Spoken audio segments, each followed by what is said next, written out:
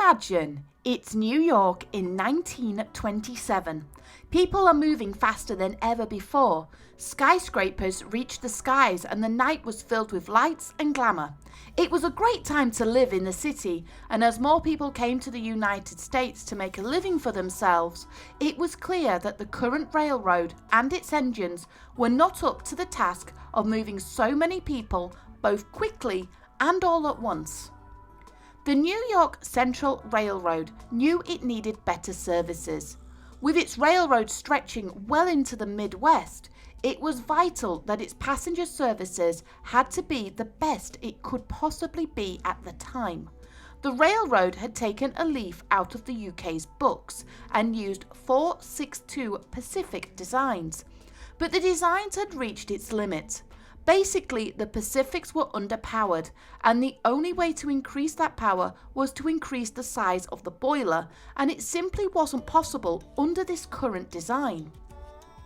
Around the same time a new engine was required, mechanical engineer William E. Woodard of Lima Works had designed a series of changes to the designs of new locomotives in order to maximize steam efficiency. These changes may seem minor, but they had a huge impact in the engine's performance. These new superpowered boilers needed a much larger firebox, but the result would be a locomotive that was much more efficient at speed and would be less prone to power fluctuations the faster the engine went. Because of its larger firebox, the engine's wheelbase would have to be increased from a 462 to a 464. The firebox would be supported by the extra set of trailing wheels, but the NYC wanted to be sure that this design would meet its demands, so it ordered a prototype number 5200 from the American Locomotive Company, or ALCO for short, and put its engine through the paces. It performed admirably, and word got around, so much so that other companies tried to copy them. The engines were given the nickname the Hudsons, after the famous Hudson River, and the engines took to the tracks in the latter part of 1927 and were famous for pulling the NYC's most famous named passenger trains. The 1930s saw a shift from standard engine designs to a more streamlined look. In the UK, streamlining was everywhere. From engines to cars, the smooth curves were beginning to crop up everywhere. However, out of the 120,000 railroad engines, less than 300 overall were streamlined. The very first engine to receive the streamlining treatment in America was number 5344. It started life as any other Hudson locomotive and the last number of her subclass, the J1E. In 1934, she was selected for a new streamlined shape. The shape was designed by a member of the equipment engineering department called Carl F. Cantola. It was sheer luck that 5344 was in the right place at the right time, as she was in the shop getting minor work done. He called the engine the Commodore Vanderbilt. Many people, though, called the old girl the bathtub, for obvious reasons. The engine cruised around with its new look, turning heads. But streamlining wasn't just for aesthetic pleasure. As with most streamlining, using the streamlining would allow the engine to cut through the air and lower the resistance, which would help reduce fuel consumption. In 1939, the casing was removed and she was modified with smaller cylinders.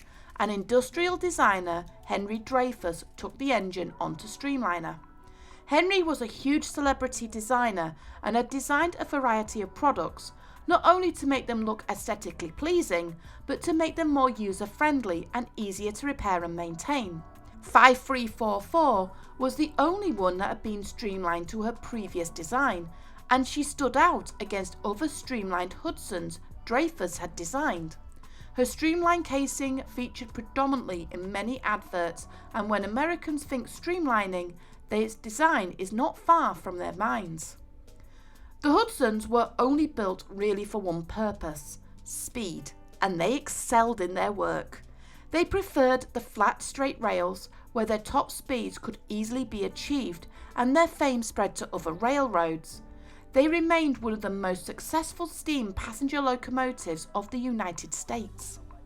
But progress never stops, and neither does the design board. Based on the success of the Hudsons and new technology from the war, a new engine was produced that had all the advantages of the Hudsons and outperformed the Hudson when going at lower speeds. The new 484S1A class, called Niagara, outshone the aging Hudsons, and soon the Hudsons were being relegated to the sidelines. Out of the 275 built across the three subclasses, not one of these magnificent engines are saved. There was talk of saving 5344 as the first streamlined engine, and only one of the two that went through two streamlined designs. But unfortunately by 1954, her casing had gone and she was last seen in the scrapyard road awaiting her fate. There are a few remnants, however, to this class.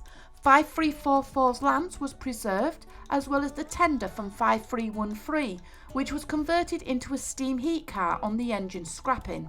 It was not for the want of trying to save one engine.